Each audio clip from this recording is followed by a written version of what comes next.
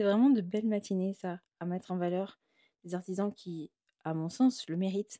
Ils font vraiment tout maison, avec de belles inspirations.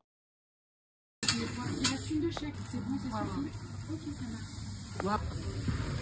Vous allez voir, c'est très grand. Bonjour. Affirmative. Bonjour. La chef tourière Margot. Snacking, notre sandwich man. Un entretien formidable avec la propriétaire qui m'a présenté ses galettes 2025. Deux galettes signature de cette année. D'accord.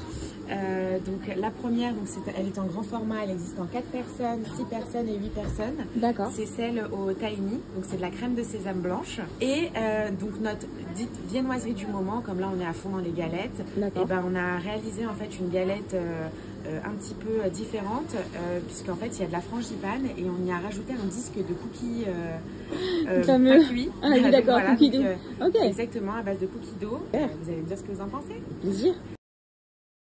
Vous avez choisi quel type de pâte feuilletée?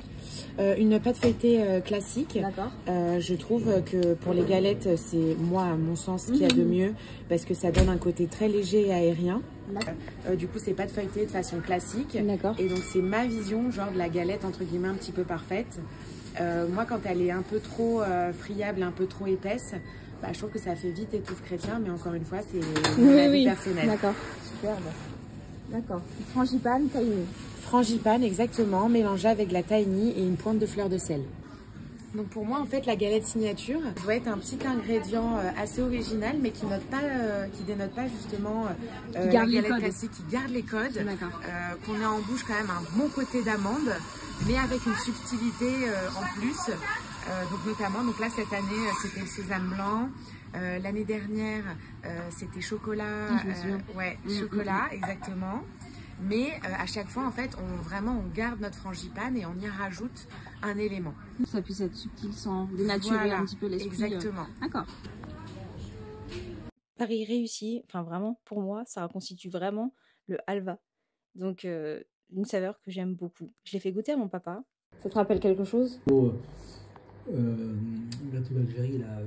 Ce qu'il a voulu dire, c'était le sablé au sésame que nous rapportait mon grand-père d'Algérie. Et voilà la galette au cookie doux. Je suis moins fan de la pâte à cookies crue. Mais en fait, ici, ça allait super bien parce que je ne l'ai pas fait réchauffer.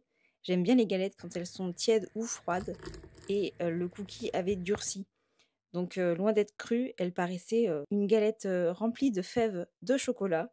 Et la pâte était très légère. Donc, avec la frangipane, le cookie et la pâte, ok, c'est roboratif, mais au moins, ça gardait quand même une certaine onctuosité, c'est beaucoup dire. En tout cas, avec la frangipane onctueuse et le cookie plus fondant, c'était une régalade. À demain, bisous!